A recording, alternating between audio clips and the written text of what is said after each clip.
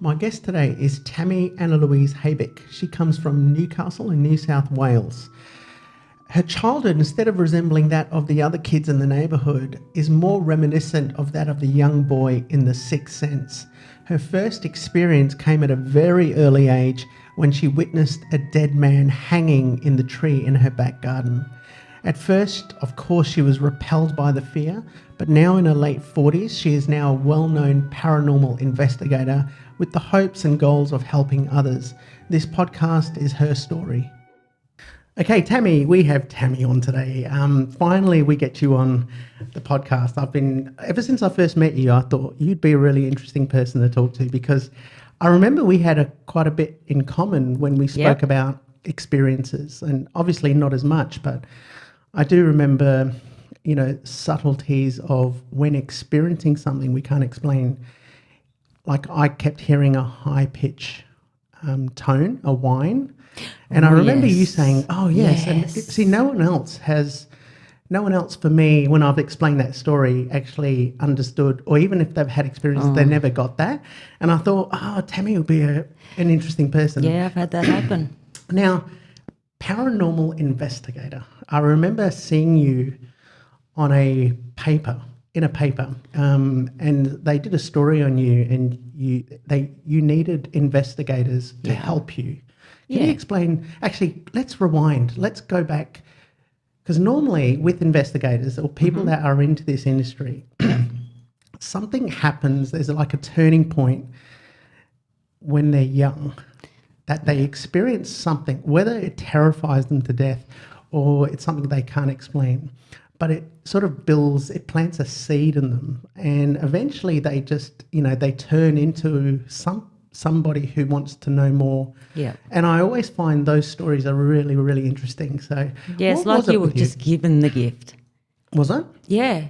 I lived in a place in Liverpool in New South Wales, and from memory, when we first got there, there was no major issues. But then all of a sudden I seen this man hanging from the tree all the time. I saw my brother get attacked while he was sleeping. Okay, explain more. So this was a house you were in? Yes, it was a house. It was like a duplex. So we lived in one section and somebody else lived in the other section. And I don't remember when it started to kick in, but then I started seeing this man hanging from the wall, hanging in the tree. And in the back garden? Yeah, in the tree, right out where my bedroom window was. God. He would always be, I could see him in the tree. And I'd tell my mum and she'd be like, Anyway, as years went on, so many things happened in the house. How old were you? I was probably 4, turning 5. And how did that feel? It was scary. You knew it was scary. A dead body hanging from a tree, and you knew you were the only one. Why wasn't anyone else seeing this? I have no idea. My mum thought I was a nut, I think, because she picked me up in the middle of the night and threw me out into the tree because it was that bad that I think it scared her more than it. I was petrified, and the things that I saw happen, it was like, oh man, we had animals in this place that wouldn't last 24 hours and they just suddenly died. So many bad things happened. My brother, I not long ago got into contact with him and we had a bit of a discussion, and he was the one that, it's pretty graphic, and he told me a few things and I thought, geez, I didn't know that, because I saw the man hanging from the tree. From your bedroom? Yeah. You said it was quite graphic, that you didn't expect. What was that? It was, okay, my brother told me, he goes, do you remember the Liverpool house? And I went, oh, how could I not? So much stuff happened in there. He reckons he saw something happen to a man out in the tree, and my dad was involved in it. And, yeah, he said what happened. I won't go into detail as to what happened. And he saw what happened happen. And he said the minute it happened, he said I felt like something sat on my chest and I just wasn't right from then on. And his life went down the drain. He always had bad luck. There was one particular night we were sleeping And I felt this thing walk into come into the presence of the bedroom, and I'm like, oh my God. So I look out the window and I didn't see him in the tree. And then my brother was sleeping on his stomach and he had his hand hanging over the bed. So within a split second, I've looked out the window, looked to my brother, and his arm was straight up in the air. And I'm just like, what the? And his arm just got slammed down into the wooden floorboards. And yeah, that was not good. Oh my God. And, Yeah. you were 6, so your brother... No, I would have been about 5. He would have been 6, turning 7. And so when it slammed to the ground, what do you remember? Did he wake up? Or? Yeah, he woke up straight away, and I'm just screaming my head off. And Mum comes in and picks him up, takes him back to her room, and I'm left in the room. And that was scary. So that was your first experience? That was the first one I ever had. Yeah. And did that ever get explained to you, like the guy in the tree? By my brother, from what he remembers that he states he saw, my dad did something to some man, and which I kind of believe, because up until that point, like, I don't remember seeing no man in the tree until obviously he saw something. I saw the aftermath of it. The house was demolished years later, and I remember my dad said, oh, do you remember the Liverpool house? And I went, Jesus, how could I not, you know? He said, yeah, well, when it was demolished, they found the skeletal remains of a man in the wall. Oh, you're joking. No. It was bad. It was toxic. Oh, my God. Yep. And so that was your first experience. You know, it's funny because my sister, who's not with us anymore, but my sister, when she was 3, we lived in a 100-year-old house in London. Oh, wow. You know, it still had all the servants' bells and, you know, from back in the day. And every night she'd wake up in a cot and point to the corner of the room saying, man with big watch, man with big watch. And this story is like so famous around our family. And so what happened was it freaked my parents out because every night she would stand up and point to the corner of the room and go, man, big watch, man with big watch. So my dad, not knowing what to do at work, he was telling this story, and this guy said, look, I know someone that could come to the house and maybe he does this sort of stuff. Yep. So without knowing, my mum and my grandmother and my sister was in a high chair around the table, and this knock on the door. So this guy comes in and he says, oh, look, I've been speaking to your husband. He sent me. Apparently your daughter's having some problems in the house and she's seeing someone. And my mum was like, yes, it's happening in the bedroom every night. So he turned around and he goes, do you have any raw rice? And so mum goes, really? And she goes, yes. So he took some raw rice and he walked around the dining table where they were sitting, and he was just saying something to himself. Mm-hmm. And he sprinkled this rice and then he went back to work. And so my mum and my grandmother were like, what the hell is this? And they were like, it's happening in the bedroom, not here. He goes, look, I don't think your daughter shouldn't have any more problems. If she does, just let me know. Mm-hmm. So when my dad got home in the afternoon, my mum was like, what kind of shit is this? Like, who did you send to our place? Yeah. And he goes, no, you know what happened? He came back to work.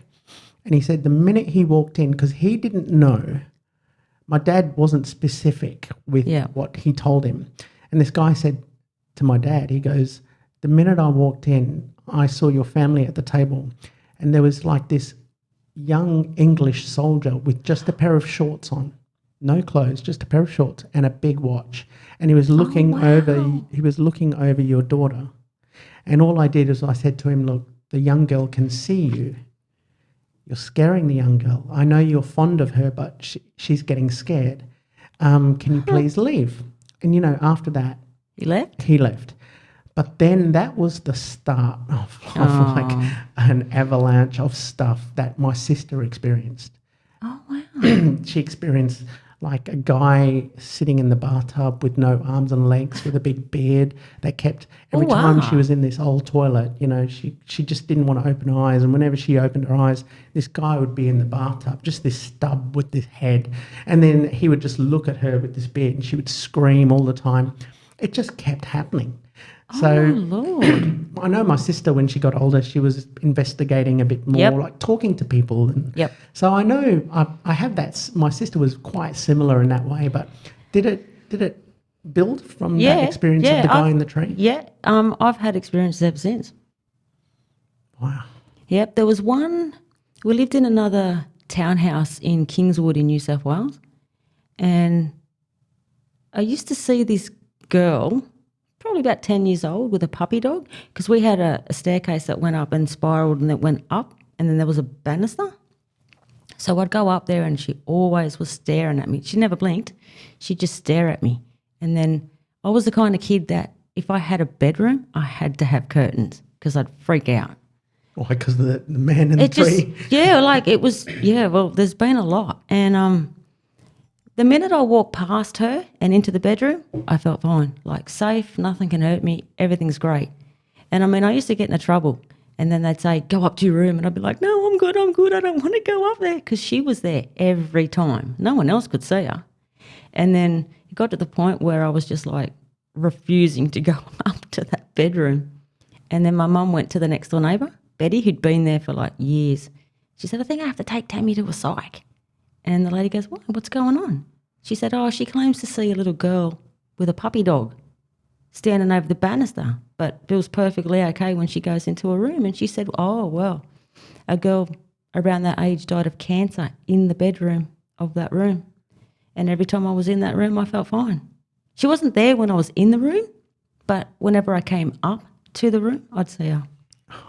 Now, when you see her, does she look like somebody that you see normally, or is it like people? No, they're very still. When I see them, they're still and they stare, like they don't blink. And it took me a long time to figure out, like, what is this? Because I've seen, like in the form of a body, but they don't blink. Yeah. And that's how I've distinguished, see, that's what's going on. So what do you mean? Like, are they physically there? Like, I know what it's hard to explain because normal people would think that don't know. Yeah. Are they translucent or whatever, or do they just look like you and me, but there's something strange about it? That. Like, sometimes they're translucent, sometimes they're not, but it just has that odd vibe about it. Oddity. Like, it just doesn't seem, this isn't the norm. God. But sometimes it's like my mind switches off and then I can see it's really weird and it's hard to explain it. But it's like I've got a different projector in my head and I can see it. I wonder, is that like a third eye, or it you could, hear people say that, that. Well, that's what it would be, Or something I think. opened up when you were a kid. I don't know. Do you believe you're born with it? Or do you believe something happens that opens that window? I think you can be born with it. And I was probably seeing them a lot younger, but I just don't remember. But since that Liverpool house, ever since. From that, Tammie, what some of the other experiences, before we get to the actual investigative, or what made you want to investigate it, what are some of the other experiences that have happened? Because I know you've got 2 sons. Yep. And one of the sons sees as well. Yep. And my eldest son, I've been waiting for him to say, Mum, I've seen a ghost. And the other week he said, I saw a ghost in the lounge room at his girlfriend's house. And I thought, okay, what did it look like? Because I'd not picked anything up when I was like, I've been there. He said, I thought it was Ledgy, which is my 2-year-old grandson. And he's just standing there and he thought, that's a bit strange. What's he doing? So he said, Ledgy. And then he heard Ledgy run out from the bedroom and this spirit that pretty much looked like my grandson turned around and looked at my son. So they're staring at each other and they just disappeared. Wow. He goes, I've not experienced it, but yeah, that one sort of freaked me out a bit. Do you know that there's experiences of, where you're freaked out because you're seeing something odd, right? Yeah. But there's no harmful intent that comes with that. Yes. But then you see something that has this viciousness to it. I mean, I've experienced that once. Yeah. I experienced, there was a guy outside. I was going in to get a coffee and I looked over out the kitchen window. There was a big bay window and there was a guy pacing, and this is in the middle of the night, pacing back and forth, just looking at me. It looked like he just wanted to beat me to death. Like, that's the look he had in his face. And all I did is I stopped, because I don't know what came over me, but I stopped. And I don't normally tell these stories, right? Yeah. And I looked straight at him and I said, "Get the fuck out of my house." He was outside, but I just said, "Get the fuck out of my house. You are not going to harm me, and no matter how much you try, you're not going to do it." And then he went. Was that like an attachment, or did he just appear? Well, I went into because I used to have to pass the living room to get to the kitchen. So I was on my way to the kitchen. Yeah. And I saw this person, and I thought it to me, Unreal. it wasn't a ghost. It was a person that was out there. And then it sort of hit me that there's, that, like you said, there's an oddity. Yeah. You feel it. You feel it. And I just stopped and I looked at him, and he's pacing, just keeping his eye on me as he's pacing up and down with this vicious intent to kill me. I just felt this guy hated me for some reason. And I just stopped and said, "Get the fuck out of my house. You're not going to hurt me no matter how much you try, and go," and then it went. That's bizarre. A lot of stuff happened in that house. And it was in Mullaloo. A lot of stuff happened in that house. And so I remember I didn't tell my wife straight away, but I told her afterwards. Yeah. But that was an eerie thing, because I knew, because the other things that happened to me were more mischievous, Yes. like you could tell these, like physical things. Yes. Where I explained it on the podcast before, I had a cabinet that held all my photography gear, and every night they would be running over my roof tiles. Yes, I remember. And the fourth night, I didn't move. I didn't go out to investigate. And my whole cabinet just started shaking. Now, that was the first time something physical. Yeah. As in, not just with me, not like holding me down, not, that those things have happened. But this is something that's an object in the room. Yeah.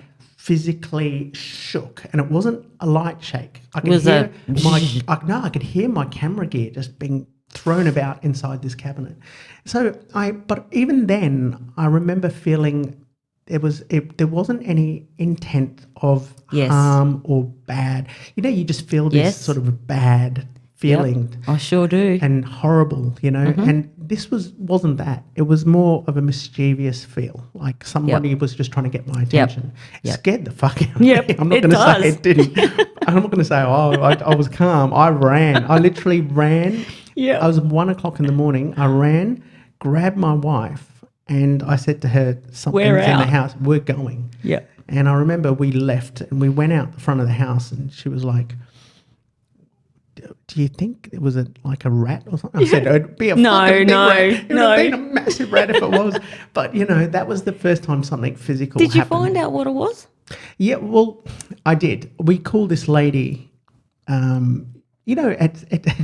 people say, "I don't believe in ghosts, but I hope to hell I never come across one in my life." Because it will change your thoughts. Yeah, well, to us, it was like, well, before all of that, I knew stuff had happened to my family, but we were just trying to get any help we could. It's not like you can just pick up a phone and go, "Hi, we need a help for extermination." Yep. Call the Ghostbusters. Yep, I know. Yes. So this lady came and she did something with the house. Again, we didn't tell her where it happened. Yep. And we were all waiting at the front. And then she came out the front and she said, "Look, your house is fine except that room." And she pointed to that room that it happened. She goes, "It's nothing bad. It's just that I felt," she didn't see, but she goes, "I felt there's a little kid in there and all he wants to do is play. And if something happened, and if it did happen in that room, don't feel bad. Like I don't think he's going to bother you again because of whatever she did." But she goes, "There's a little kid there that just needs attention, that wants to play." And straight away, I just felt this sadness, But there's a difference between those experiences and experiences of there's a hatred to the feeling. You can definitely pick it up. Have you had that? Yep. If I've been somewhere and it's like not a good thing, it's like, oh, Tell me. God. We lived in another townhouse in Aids in Campbelltown, New South Wales, and everything was fine. And then I'd be swimming in the backyard and I could just sense this horrible thing looking at me from my bedroom window. So I ignored it, thinking, it could be my imagination, blah, blah. Anyway, it wasn't. I'd see it in the corner of the staircase every time. There was one particular night, it was in the middle of summer, no air, no nothing. It was so hot. And we had timber floorboards. And the lounge room, above the lounge room was my mum's room. And we're just sitting there and I had that feeling because me and my brother were washing up and drying up. And I'm like, just wait, don't leave. He's like, Bucky, I'm out. So I'm like hurrying up, and then I ran to the lounge room because I could feel something was going to happen. And I'm sitting there thinking, nothing's happened yet. And then we heard, Mum had massive big cupboards in her bedroom, and we heard it get pushed from one corner to the middle of the room. And we're like looking at each other and we're thinking, oh God. Mum goes to my stepdad, Gary, there's somebody upstairs. So he's like. So everybody heard it. Everyone heard it. And then it went from the middle to the other side of the room like a heavy, you know what it sounds like when you push a cupboard on floorboards? That's what happened, and was like, and my stepdad goes, all right, we'll go up there. So there's me dad, me mum, me brother and me, and I'm like at the end going up the staircase. And when we got there, nothing was moved. Not one thing. I've even had them ring the home phone. Spirits. Really? Yeah. Yep. And there was another time I was at school and Mum comes, because we used to come home from school for lunch. And she said, did you come home from school today? I went, no. Why? She goes, oh, no. So I was up in bed and I heard my mum say to my stepdad, oh, I thought Tammie came home from school today for lunch. He goes, why? He goes, because they bought me a Buddy L typewriter. And she said, I heard that thing going off like a trooper in her bedroom. And I'm like, So it's really based, is it because you see and you feel that do you think that's what attracts these lost souls or spirits or whatever you want to call it to you? Well, it's always happened. My mum used to call me the ghost magnet, and every psychic I go to, they say the same thing. You're a ghost magnet. You just got this beacon that goes boom, boom, boom, and you can't turn it off. You don't know how to turn it off. Oh, Jesus. Yeah, I think I can. I should have hosted this podcast in another location. No, I think you're pretty safe. Just tell them to go home. Just tell them to get out. Yeah. Can you follow Tammie? Yeah, please. Please go. Just follow me. Come back with me. Tammie, have you had anything physical happen to you? Yeah. I was working in a school. I won't say the name of the school. And there was a particular room. You go, like I'd work in the home science because I was just cleaning it. And then, it's okay feeling. I went to the middle room thinking, ew, it's getting stronger. And then I went into the sewing room and I could always hear the noise. And I even got the ladies, can you hear that? And they're like, no. And I'm thinking, okay. So I'm vacuuming and I could hear it in breathing over my shoulder, right in my ear. So I'm ignoring it, and never ignore a ghost when they know you can see them. Trust me, just don't do it. And I'm thinking, no, I'm just go away, leave me alone.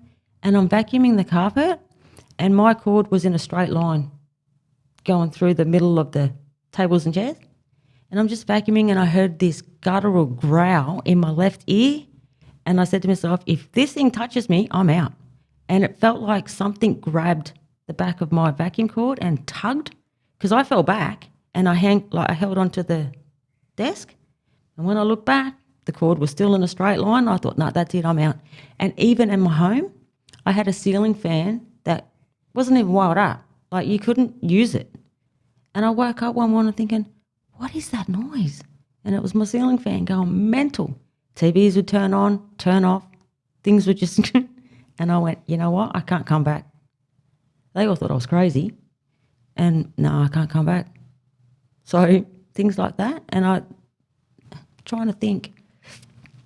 My mum and that used to have a lot of seances. Yeah, that's Right? there's a problem right there. So many. I've seen my brother get attacked in a seance, not once but twice. So, and the other thing was we so-called contacted my sister, and I'm like, oh yeah, it's great. And I remember my mum saying, don't get too involved in it because it might not be your sister. I'm thinking, well, why are you telling me this stuff? Because I was still young.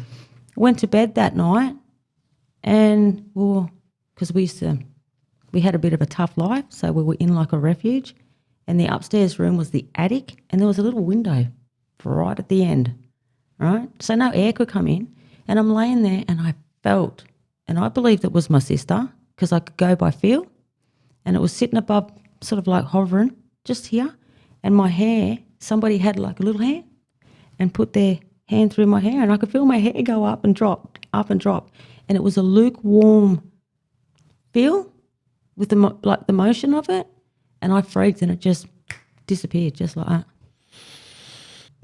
I had a job whenever, like say, I won't say the company, but a big mining company here whenever they would go up and they would want to excavate a land to sort of, put the geophysics in there and see whether they've got minerals and things like that. It was quite sad, but what they would do is they would meet with the Indigenous elders, and we would all go through this land like step by step, and we'd have archaeologists, anthropologists, but I was there to film it because they needed a record of that. And any artifacts they'd find, they would collect, record it.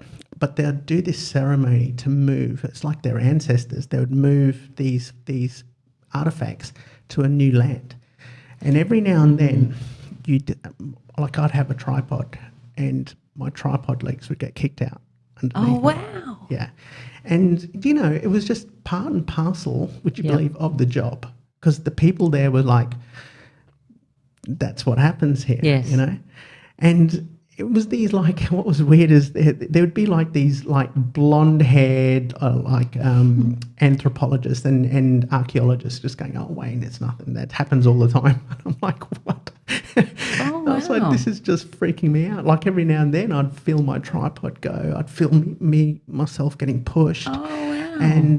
But the biggest thing is we went up to do a documentary on a family that lived just in the bush, and they had like 3 generations and 4 generations. So literally you had the oldest, which was nearly 100, then their daughters, that was the stolen generation, then their daughters, and then they would have young babies. So it was amazing to see.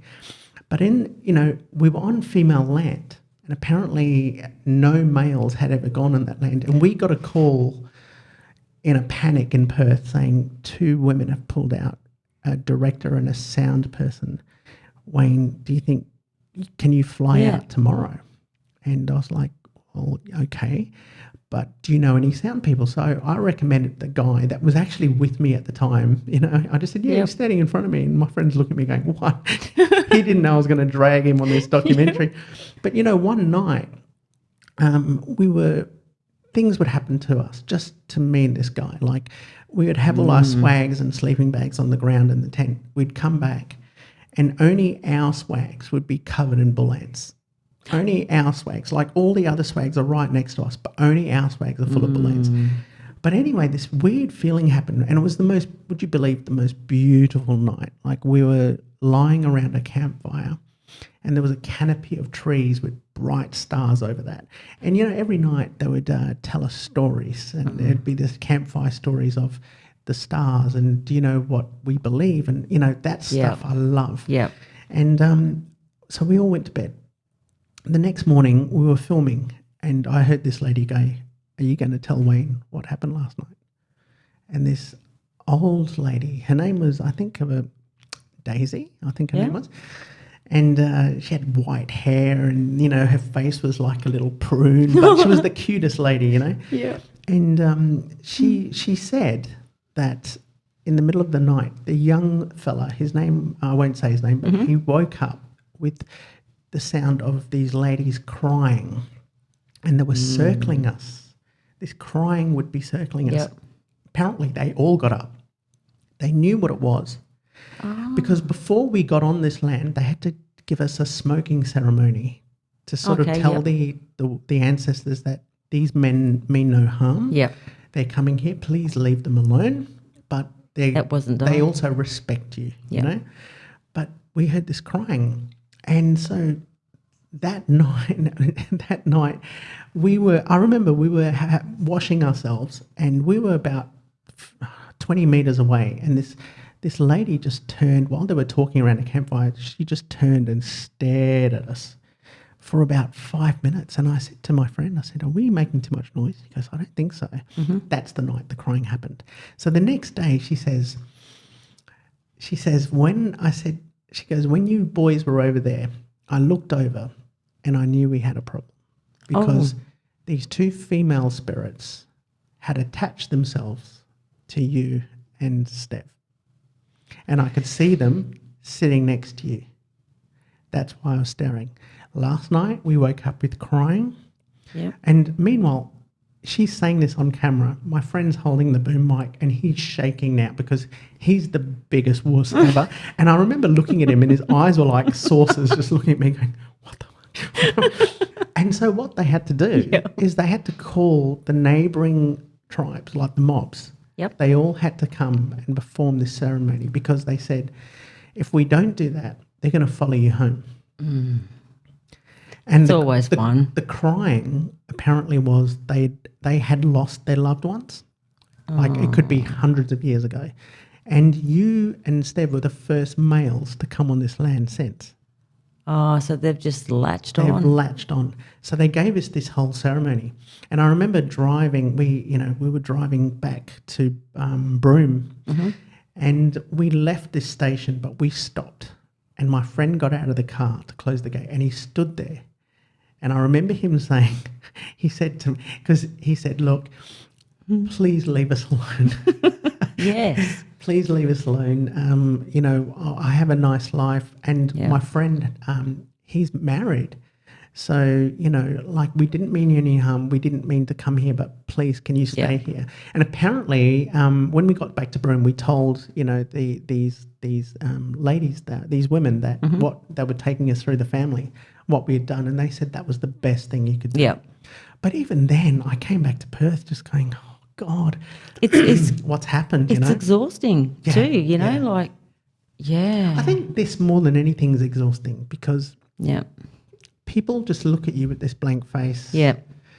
And, it's like if you're suffering a disease that is taking all your energy, you can go get it checked and there's a prognosis and a diagnosis and, this is what you have. And then everyone goes, "Oh, you poor thing." With stuff like this, it's like the Haley Joel Osment character in The Sixth Sense, right? It's like no one, you can't go to anyone. Yeah. And you must have had that so much more than me, as in those things happening, Well, I kind of didn't really tell a lot of people either. I kept a lot of it to myself. What I saw, I kept. What I felt, I kept. Unless it was brought up in conversation. Even at that school, there were ladies like, "Oh, there's some things that goes on at this school," and I didn't say nothing because I'm not saying a word. And then they said, especially the sewing room, and that's when I would bring it up. Oh, well, while we're on this topic, this is what's been happening, and because I'd walk past the windows at the school because I had to walk past them to get to my car. Sure. And then we're walking past and the lady goes, "Did you close the windows?" I went, "I did." And they never believed me. They always thought it was me. And then I got changed to the science room because I wasn't going back in there.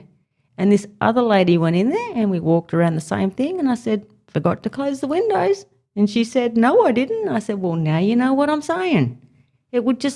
Windows would stay open. We would close them, but they would stay open. Yep. I walked into one area of this school and I thought, "Oh my God, have I just walked into where they're having a meeting?" Because it was like Grand Central Station for me. I could hear everything. And I'm like, "Where are these people?" So I looked around thinking I didn't want to walk into, a meeting or whatever. There was no one there. And I'm like, that's what's going on. Because it takes me a little while to...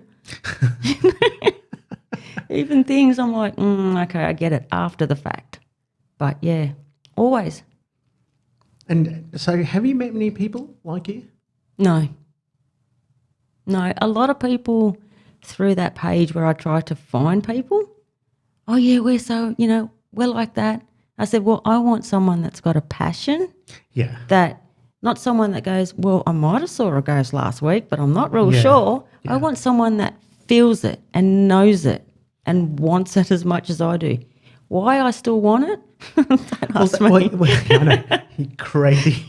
Like, I remember when I met you. Yeah. And you said, Wayne, come on, like, come down with us. And Yes. I said, look. I was begging, please. I believe in this. Yeah. But I don't want to attract anything in my life. And it's not because I don't believe, it's because I believe, Yeah. you know. And for me, I'm just like, Tammie, what do you, because it's happened Yeah. to you, like that's something. A lot. So what made you then want to become like, I want to investigate this. I want to be a paranormal investigator that goes out. Why do you need to prove anything to anybody? See, that's the thing. I don't really need to prove it to anybody else. I will experience something and I'm like, oh, wow, that's just mad. But then I'm like, I need more. It's like an addiction. With me, it's like an addiction. Do that again. Can you move this? Oh, Jesus. You know, that's what I'm like. I just, in my house, I switch all the lights off, walk around the house. If I got to get a drink, it's pitch black. I don't care. It doesn't affect me. Maybe because I build up a resilience to it. I think you do. But I love it. It is a drug. It is. What that to feeling, me, it is. That feeling. Do you believe that things that come to you have messages for you, or they're just random souls? There was only one message I got from one spirit. I was around a group of people, and this one particular friend would only appear when this particular friend was around. And I'm thinking, why do I see this? I used to see like a apple tree with no apples on it. And it was a big field of grass and like a fence. And she's just standing there and she's pointing to her pants, like her slacks. I'm thinking, I don't get it. And then I said to this person, have you had someone recently passed? And this person goes, well, relatively, yeah. I said, because it might be you that it's coming in. And he said, well, who is it? I said, well, there's a lady. She's probably about 60 years old. She's got like white hair, curly hair, and she's just standing there, but she keeps pointing to her pants. And he says, well, what were the pants? I said, slacks. Just mention slacks. This person will know pretty much who I am. And he just looked at me like, are you serious? I went, I am. So if it's you, can we just like let this go away?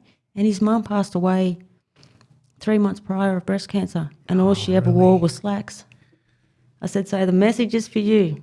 And it's basically, she's fine, she's great, she's happy, Yeah. So, yeah, he was like, what the? So, Tammie, what do you believe happens when we pass through?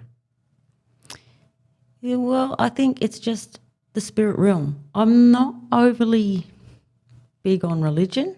The same. Because a lot of people go this, and I'm like, it's all a form of control. I just believe that the spirit goes to the spirit world. And because I believe that's where we've come from, and everyone's got the wrong idea on life, I've got to do this, I've got to do this, but that's not really who we are. We're all spiritual beings. And, yeah, that's what I reckon. Because I even came out of my body when my son was 4. Oh, it's astro travel? 4, yeah. Yeah, I was really stressed. It's never happened since. And because he was newly diagnosed as type 1 diabetes, and it was so stressful. And I remember laying in bed thinking, I've got to get up. And the next thing, I'm in the doorway. And I'm thinking, oh, my God, what is this? Because I felt free. I had no worry. All the stress and burden are gone. And I was light as a feather. I could do anything. And I remember going and it's weird because I thought I'd gone and checked my son's sugar levels and they read 6.3, right? And then I'm like, I'm in the room and then I've looked at the foot of the bed And I saw myself and I thought, oh my God, who's that? And then when I saw myself, the next thing I was back in my body and I felt like I had a ton of bricks on me. Like in comparison to how you feel in the spirit world as you do grounded. And I went and checked my son's levels and they were 6.3. So Yeah, I've heard. I had a friend that is a camera person. She's a DP, and one day she said she was lying down and she suddenly got lifted, whoosh, and she said she just kept going, and all of a sudden she came back down. This is the exact words, but she landed next to herself. oh wow. And she looked at herself like this, just sleeping. Yeah.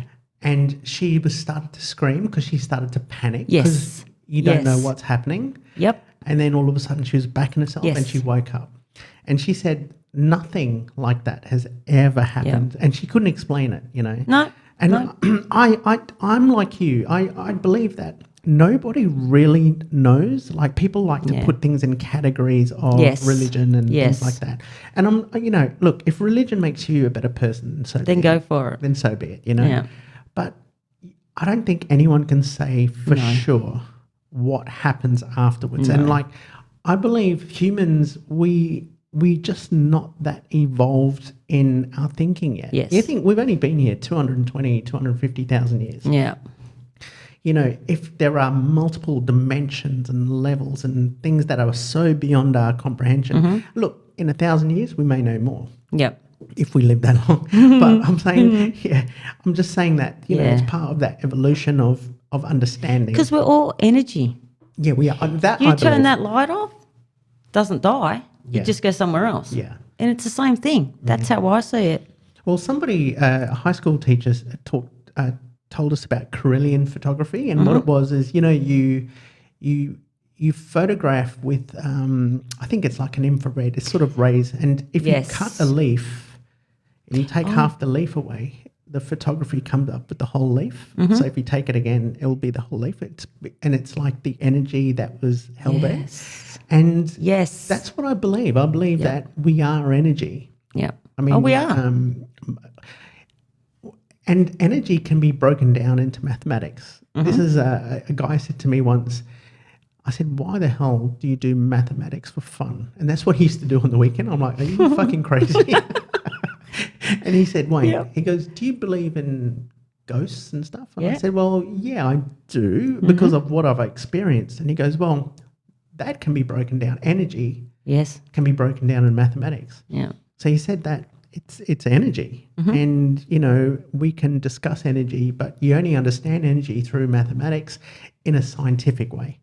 And I went, never thought of that before, you know. So my fear is I always said that when I die, I'd like to go somewhere. If I'm hanging around, it means something is wrong. That's right.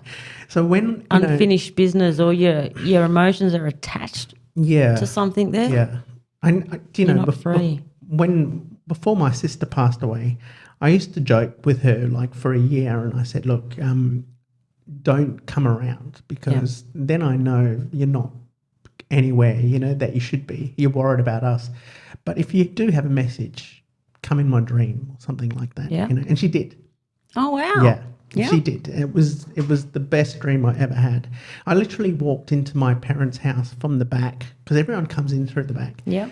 And everyone congregates in the kitchen, like probably so many houses. And my mum was at the sink and my dad was at the cooker. And I walked in looking at them, and suddenly I hear this, hello. And I looked at the table. My sister's sitting at the table. And she's like this. Her face is like this. She always did this. And I looked at her and I said, and she goes, I just want to let you know I'm fine. I'm happy. I'm happy. And Mister, she used to call me, and Mister, so much for coming in your dreams. You don't bloody dream. Oh, do you not? Well, I hadn't dreamt for a while. And that was the first time I dreamt. And and then I just looked. I was frozen. And I looked over at my mum and dad and I went, can you see Fern? And then mum goes, and my dad and mum turned around and she goes, that's why we called you here. And then I looked back and my sister was there like this. smiling, and then I woke up. Oh, wow. And, ever since that, whether you believe that that was a message or it was just purely a subconscious dream, it put me at peace. I think it was more than just a dream. Oh, well, I do. Yeah. I do. But I'm saying for the listeners out there, it was a comforting feeling. Like one is that... And I knew. Yeah. But, that's the thing. it was like I had a conversation with my sister. Yeah. And it was just like... And it resolved all your... Yeah. And because, I was the positive one, because my sister passed away of pancreatic cancer. And when she was first diagnosed, I thought the one thing, if you're going to fight this, the one thing is fear. Yeah. So I kept saying to her, and I just, even though I regret it sometimes, but I had to justify why. I said, you and I have always talked about the afterlife ever since we were kids. She was 10 years older than me, but we were like twins. And I always used to say that whoever goes first has to come back. It knows the lucky one. Oh. Because they get to experience what we've always been curious about. So my sister goes, I can't believe you're sitting here telling me that you're envious. And I said, look, no, I'm not envious of the cancer. Don't get me wrong. But I am envious that you might have a slight chance of experiencing that before me. Yeah. You'll probably beat it. But what I want you to know is don't be afraid of death. Yeah. Because if you're afraid, then it's going to harm you in your fight for cancer, because that fear is going to do that. So that was the reason why I did that. Yeah. But I remember friends would laugh at me going, Wayne, that's so, and I said, well, that is something that, I'm not afraid of dying, especially now. Yeah. I'm not afraid of dying. I'm more afraid of life. Yes. And yes. I tell you what, though, it's changed my whole way of thinking of what's essential, what's important. That's exactly right. Like sitting here talking to you, and I often tell people this, like, what's essential is black and white to me. So if I could spend 2 hours or an hour and a half talking to you, this is my priority of my life at this moment. Yep. There is nothing else or nowhere else I'd rather be than speaking to you. That's why I decided, Tammie, do you want to come on? Yeah. Because any part of the day, when from morning till night, they are essential things I have to do. Yes. Because suddenly life becomes about what's essential and what's not. Don't worry about the bullshit. That's right. That's and exactly right. concern yourself with what is important to you. That's right. And what I found is the things that are most important are the simple things. Yep. The beautiful things. Yep. And it was those things, would you believe, that was what my sister was appreciating. Oh. Because she said, she was a highly successful acting teacher. Like her students now are on Netflix, big series, and my sister herself started to get in front of camera, and she started to get picked up by Netflix and Hollywood stuff. And then this happened. But would you believe she never spoke about acting once? It was probably the biggest part of her life. She never spoke about it once. She said, if only I could take a walk beside the river again, if I could see a sunset again, if I could look at trees and feel the bark again. That's right. If I could eat those toffees I ate when I was young in England, those were the essential things: family, friends, the love, the nature. And, it changed me, because suddenly, speaking of nature. Oh, no, I just heard that. There's a crow. I love crows. Yeah, there's a crow. They wake me up every morning at 3:30 in the morning. Oh, wow. Because right outside here, there's a massive, this land next to us has, and we're in a city. It's massive trees. So every window you look out from the side, there's crows. There's trees. Full of crows? Full of birds I've never heard before. And crows, Yeah. So for those listeners around the world, there's a crow. But, that changed my perspective. Yeah. My whole perspective in life changed. All ego left. Yep. Oh, it has to. All ego left me.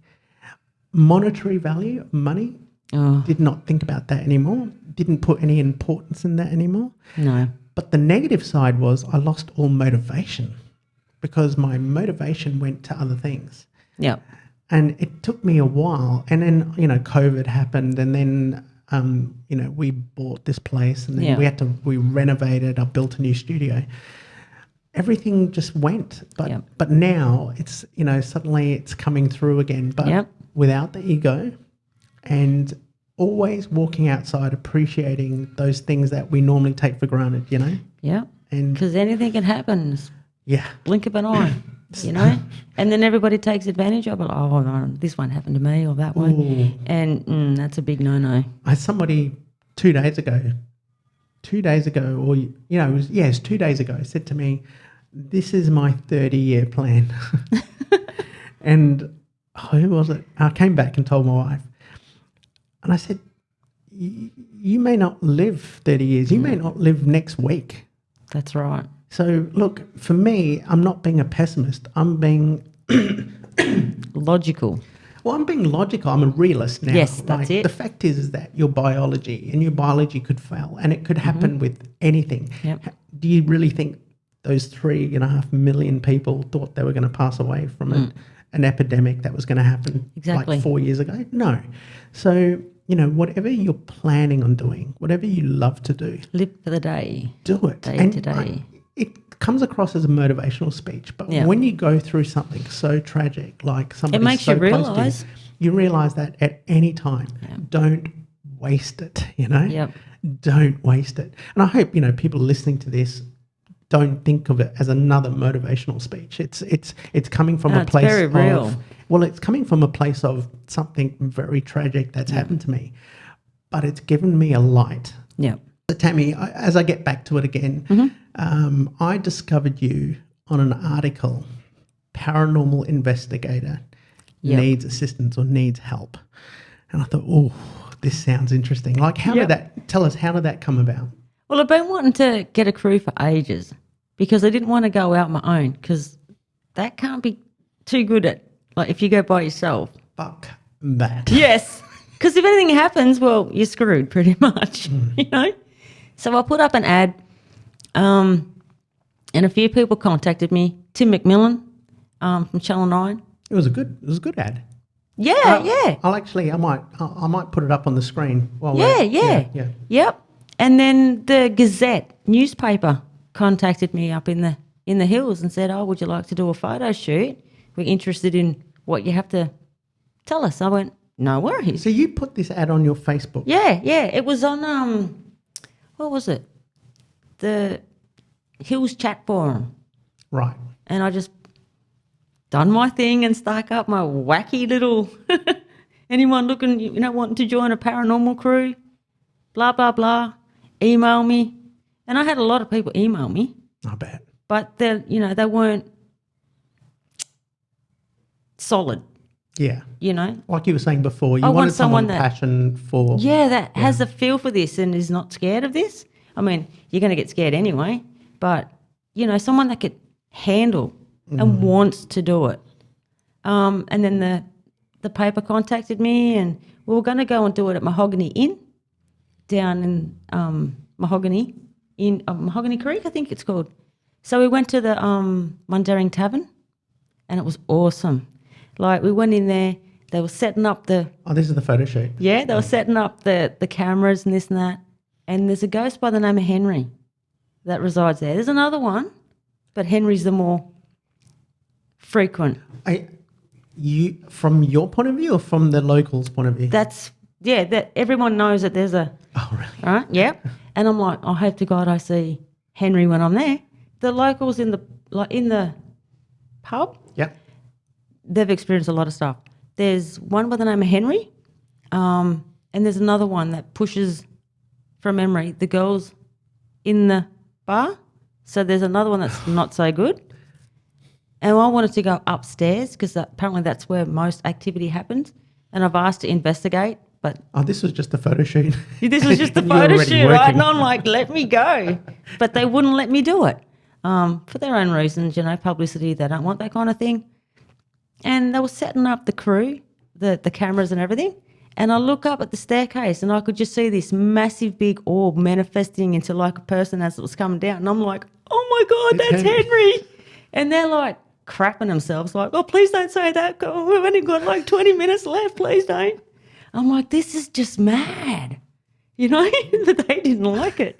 The fact that you knew of Henry and then you saw somebody. Yeah, he comes straight down, yeah. You knew it was Henry? Well, Did he come down and like... I didn't feel threatened. No, it was like he was coming down, but he wanted to just, oh, yeah, what's going on here, you know, like wanted to suss it out. I didn't feel it was the bad one because I didn't feel, so I just thought it was Henry. It just popped into my head as Henry. So, yeah, and every time I drive past, I go, hi, Henry. So they took the photo? Yeah, they took quite a few photos. And I'm like, nah, don't put that up. But, yeah, no, they took a photo and they didn't capture anything because they were setting that up, but they took a lot of me going up the stairs, but they never caught anything. But I think they would have crapped their undies. But the fact that... But it would have been awesome if they had have. Well, I just remember looking at the ad. I saw it on Perth Now.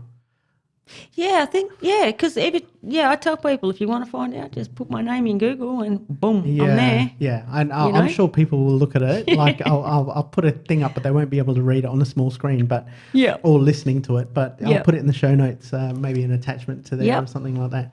But what was the sort of response from that? I know you said you got a lot of calls, but no one really stood out to you? Everybody was saying basically the same thing. Oh, yeah, I love this stuff. I'm fascinated. And I'm like, well, you know, I want someone that can commit. Like, there's probably not going to be a lot that commit like I do. And I've just got a passion for it. I'm addicted to it. Maybe there's not a lot, but someone that's on the same wavelength, you know, like, hey, let's go on an investigation. No Sweatsky, let's pack up and let's go and let's get this done. But I was just finding like, oh, well, I can't do it this weekend. You know, I got basketball. What's involved in an investigation? You basically just get approval if it's a place that needs to be approved before you can, because you just can't rock up. We just set up our equipment. And I talk to you're talking about like actual council approval, not spiritual approval. No, not spiritual approval. I'm trying to think. No, sorry. It's, like if, I can't remember that place that we're going to go to. It was a massive... Can't remember it. But anyway, to go there, we needed to call the manager, and you've just got to ask permission. And if they give you the permission, then you can go ahead. Sure. If 9 times out of 10, I never even got a reply. So I'm like, well, won't go there. But yeah, and then we just rock and roll. Tell them how many people are coming, who we are, and we just go. Well, what's involved? And for people that don't know, when you investigate, what happens exactly? Well, basically, we talk to the ghosts. I go in there and I've got like all the EMF meters, the EVP recorder, the whole lot. Cameras, you set them up, especially if there's one specific room, like it gets all set up. But like, I'll just go around and I talk to them. You know, who's here? Can you make contact? Let the EMF meter go straight up if you're here. Touch me if you have to. Just stuff like that, just to get that proof, that evidence. Like confirmation? Yeah, you know, because I basically do it. Because like after the death of my sister, like that hit me pretty hard. And I was only little. I'd already gone through enough. And then that, and it was always, where is she? You know, I know she's come back and I've had several dreams of her, but I never see her face. And I've always said the minute I see her face is the day I won't wake up. Really? Yeah, that's what I've always felt. Yeah. Always see her and she's all in white. But I never see her face. And then the feeling, I know it's her. Not in a dream, but physically? No, in a dream. Oh, in a dream. And you know it's her, but yet you don't see the face. But these kinds of dreams stand out more than a normal dream. Yeah. It's like you feel the dream. You feel you're there. Like you just feel it. It's like the connection. Yeah. And that's what you're feeling. Because normal dreams, you're like, oh, I dreamt this. Oh, my God, you know, it's just, but you just know with those kinds of dreams. Yep. So. Isn't it funny? Because I know some people have said, I remember listening to this somewhere, they said, you know, but how can you prove that? And somebody said, well, how can you prove love? Well, this is it, you know? Have you felt love? Yep. Prove it. Yeah. It's prove exactly, that you can't. feeling. It's really, it's you know, you can't do it. Unless they've experienced it, well, How can you can't. Do you know, it makes it harder. The people that are like you, I would say a lot of those people just, they probably just won't, they don't need that validation. Yeah. So a lot of those people that you're after probably don't come forward. Yeah. That see that all the time because they're probably going, I've got enough of that, you know. Yeah. Like you've got a curiosity there. Yeah. That probably they don't. Like me, I suppose. A deep one. Like, yeah. You know, I can experience something like I've said and then I'm like, oh my God, I need more. Can you do something else? And it'll be dramatic or whatever it is. And I'm like, can you do something else? It's like always higher, higher, higher. Because I want that, you know. Where does that come from, do you think? That curiosity of I want more.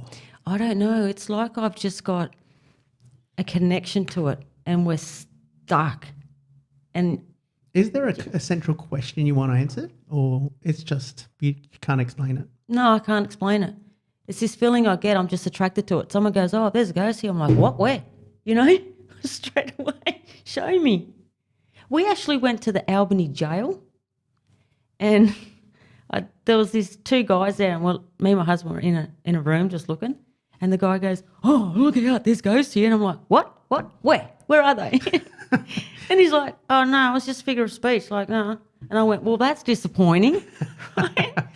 Went into another room where I think the female people that were locked up were in there.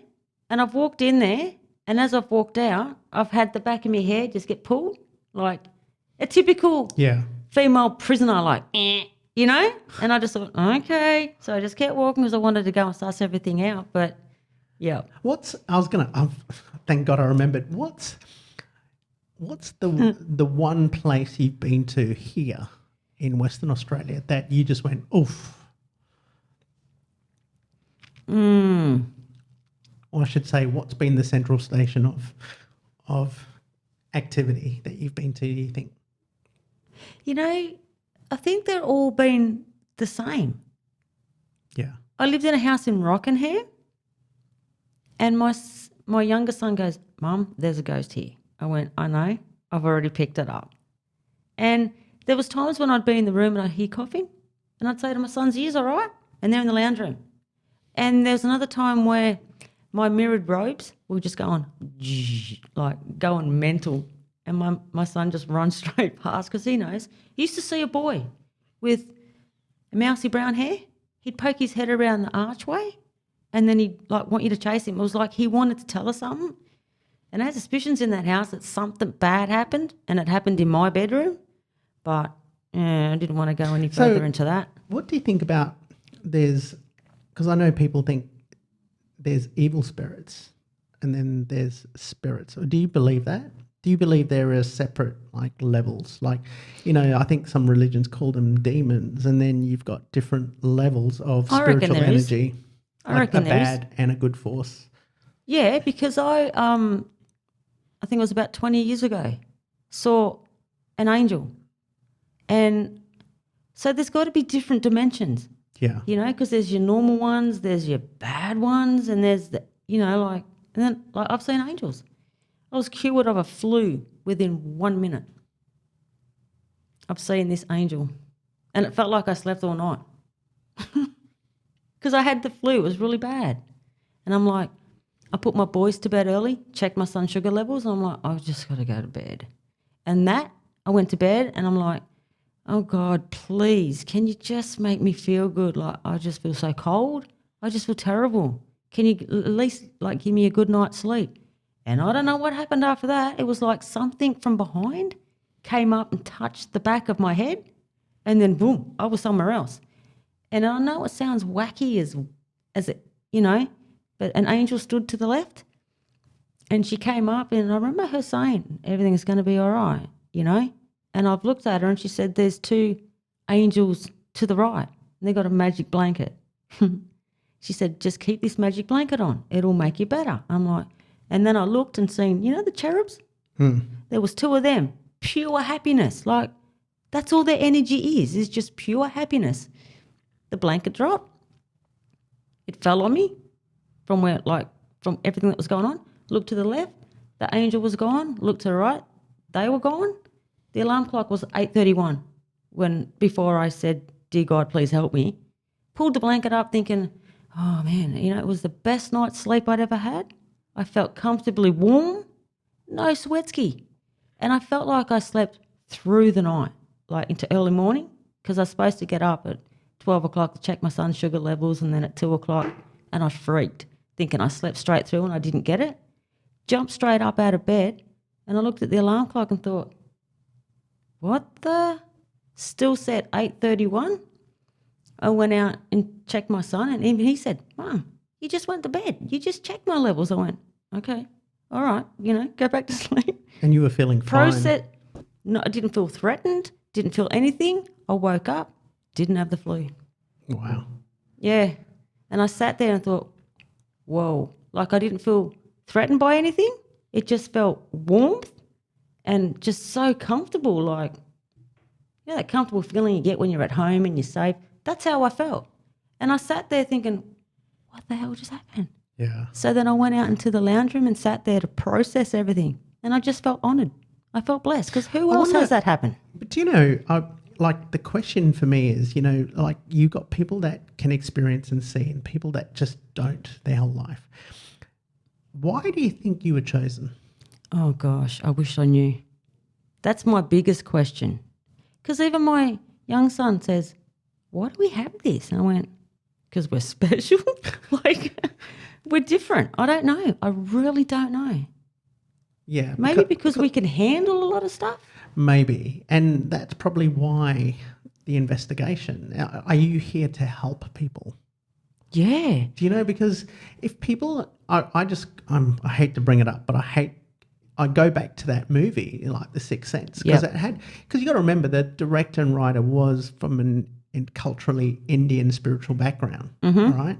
And the theme of that was helping people. Yep. Like you need to help people, and that's why we've probably given you this. But then again, some people just don't want to know, like they're scared of that. Yes. Do you think that's probably what draws you into investigation and going to houses and things like that? So, indirectly you want that confirmation. Yep. But indirectly you're helping the people that are there. Yes. To get some sort of closure, maybe. Yep. Maybe that's it. Because they put things into my head, but I'm a little slow. I hear it and I'm like, but I just have a hard time trying to put it together. And it's not until after the fact it's like, oh, that's why that happened. It's just hard because when I hear spirits talk, they're in this ear and they're really close, but it's like mumbles. What do you mean, in one ear? Just in my left ear. Really? It's like they're right there and they're, but I can't make out what they're saying.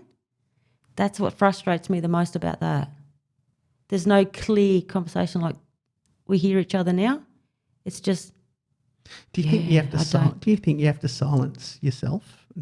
I'm pretty silent when that happens. Like, it takes me by surprise. I'm like, oh, here we go. But it'll only be if something bad, like really bad's going to happen, and it's like really close, and then I hear the whisper, and I'm like, oh my God, okay, I know what's going on. So I can distinguish things that way. I can't really understand what they're saying. And the more I listen, it's hard. Wow. Yeah. So I can hear growls perfectly clear in that ear. Yeah. That would scare the crap out of me. Takes a lot, especially at that school. Like it was trying to tell me something. And I said to them after it was all out in the open, someone was murdered on these grounds in this school, and it's where this sewing room has been built. They're like, oh, yeah, right, you're whacked, whatever. I'm like, I'm serious. You do your research. Because it was trying to get my attention to say, hey, this is what's happened, and it's been unresolved. Yeah. And I told them about it, and a week later they came back up and they said, yeah, you're absolutely right. There was a murder that took place on the grounds before the school was built, and it was specifically where that sewing room was built on. Yep. And even when I came out of the home ec, because I had to come out of sewing in home ec, I would see it. I'd be out and it'd run out and then run back to the other room. That freaks me out. Is it because the person doesn't know they're dead and that's why they're still here? Or is it they don't choose to go where they're meant to go because they need to resolve? Yeah, it was more that feeling. It was more the fact that I need you to do this so I can go. This needs to be solved before I can go. That's why you're here.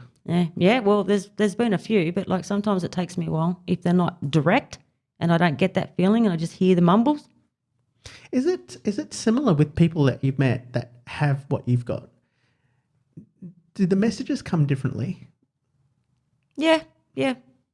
So it doesn't always just come with whispers in the air, or they could get it from different things. Yeah, like I'll even see them. I might not get the whispers. I used to clean for this lady's house and I'd been there on several occasions and I'm like, all right, I'm getting a little bit jack of this now.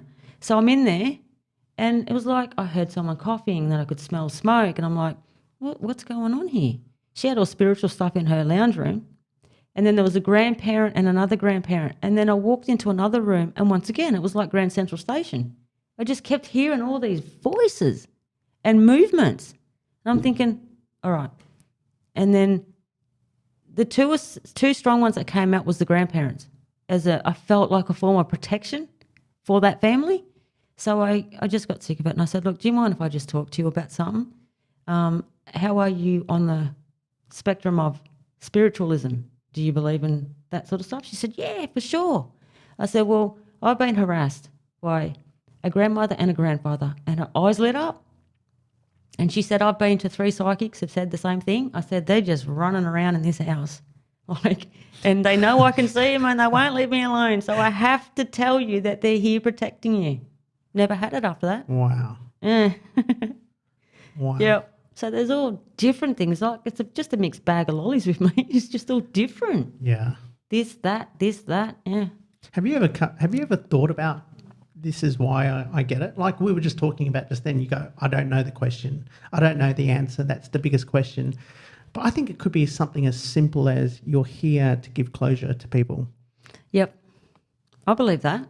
I wouldn't have been given this gift if I wasn't meant to do something with it. You know, it scares a lot of people, but that's what I think. Does the thought of death, I know there is energy and you go somewhere, but does death scare you in a way of, if this is what's happening to me, I know there's spirits around that's there. They're always I there. don't want to be one of them. No, I never thought. No, I don't think about it like that. Because I always think, what are they still doing here? It's because I can see them. No, but I'm saying if I die, I don't want to think that I'm going to be hanging around. If there is an afterlife, I don't want to know that I'm still around here. I think in the spirit world, you can be in the spirit world, but if somebody is thinking of that particular spirit in the spirit world, I believe that brings them to them a little bit. Sure. They can sort of pop in and go. But just the heaven and hell thing, I don't really... You be a bad boy, you're going to hell. Because the way I see it, everyone goes, well, God made us the way we are. So therefore, why would he judge us and send us to hell when he made us this way? Yeah. You know what I mean? To me, it doesn't make sense. But yeah, I believe the spirit world can pop in and pop out. I read somewhere, and this was quite smart, that they said that, and this is not me, anybody, it said that religion was created to keep the poor from killing the rich. Yeah, probably. When I read that, I just pissed myself laughing. I thought that makes sense as well, Yes. So are you still looking for people? Absolutely. I said to my husband the other week, I really should put it back up, but I just get a little bit depleted because I'm so excited. I've just got so much energy for this. I want to rock and roll. Yeah. I want to get this. And then I just, can you email me back? And, well, who knows? There could be a tidal wave coming your way after this podcast. Oh, heaven. Do you know I need my tribe. Oh, God, I don't know what I've done to you. You're going to be cursing me probably in a week. No, I won't. Wayne, I'm getting these messages from Brazil and Singapore and, God, they all want to, somehow help. But, you should start a podcast. I actually had someone say that. And look, you don't need a lot. Trust me, if I can do it, anyone can do it. You don't need any of this. If you're just doing audio, Yep. You could start one with just your phone. Oh, really? Oh, yeah. And I think, coming from someone like you that's passionate, it means that every time you talk, you will have, and it's quite niche, so you'll only attract those people that are into that. Yeah. And I reckon you should. I think anyone should start a podcast. I think it's great fun because I wouldn't get to talk to you like this. What are the chances you and I'd catch up for coffee and have an hour and a half talk if I didn't have Zero, a podcast? Probably. So I get to meet. Sorry, really, I get really interesting people coming here, and I think you should do it because you don't know who you'd attract, and I think that could be a good way. Well, I'm writing my book on all the experiences that I've had, so I want to get that done.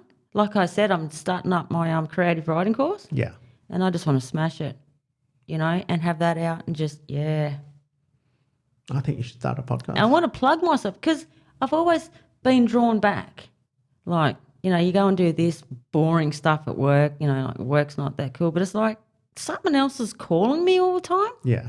And I can feel the pull. Yeah. And now that I'm going to write my book and hopefully get stuck into the paranormal more, I just feel like I'm where I'm meant to be. Yeah, I think so. I think so. And that's probably why this happened. I nearly fell off the chair when I got your message. You know how circumstances happen and suddenly we're here talking about this. Yes. And who knows what this could bring to you, Yeah. But, I'm always interested in this subject because there's a curiosity in me, anyway. Yep, see? And I'd just like to talk about it because I think talking to you, suddenly things start to click. Yep. And go, I believe in that. Yes. I do believe in that, So if people do want to find you, where can they find you? You can email me. On Facebook. You can find me on Facebook. Yeah. I'll put it in the show notes for people. There's email. You can just zip me an email. Which one should I give that you don't get 600 crazies emailing you? Did you want them to come to your Facebook or to... Yeah, they can come to my Facebook. And I'm not saying they're all crazy. No, I'm just saying no. In this subject matter. Well, we've got to be a little crazy. In this subject matter, you're going to get, your serious people and then you're going to get... Yes. So I've had that. Would Facebook be better for you or email? Well, if there's a flood, maybe both. Okay. Well, what I'll do is I'll put your Facebook contact in the show notes and your email. Yep. In the contacts. Yep. And I'll also put a link to that article. So if people want to read more about what what you're into and what you've done and what you are after then, I thought that article was really good. But maybe come back in a couple of months and then we'll have a chat on your progression of where you are and things like that. Cool. Yeah. Thanks, Tammie. I love it. Thanks for coming on. You're welcome, Wayne. Thank you. Bye-bye. See ya.